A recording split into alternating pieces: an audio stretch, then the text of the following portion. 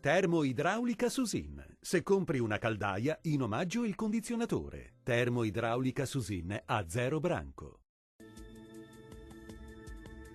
Tempo asciutto e stabile sulle nostre regioni sarà infatti un sabato all'insegna del sole un po' ovunque. Vediamo insieme il dettaglio del 20 gennaio.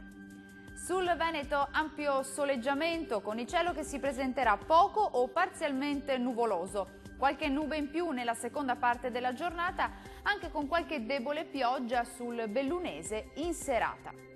Diamo ora uno sguardo all'andamento delle temperature. Le massime saranno comprese tra 6 e 9 gradi, valori minimi oscillanti tra -2 e 1 grado circa.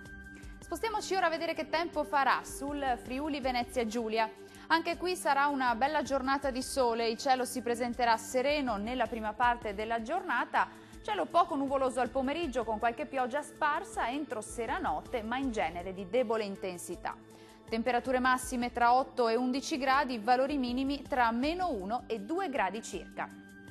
Concludiamo infine con uno sguardo alla situazione del Trentino Alto Adige. Soleggiato sulla nostra regione con cielo poco o parzialmente nuvoloso, specie al mattino. Col passare delle ore più nubi un po' ovunque, anche con locali nevicate sui settori di confine a bassa quota.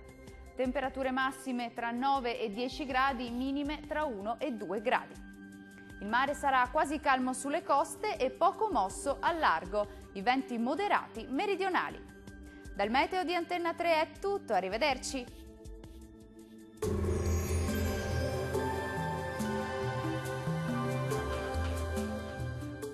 Termoidraulica Susin. Se compri una caldaia, in omaggio il condizionatore. Termoidraulica Susin a 0 branco.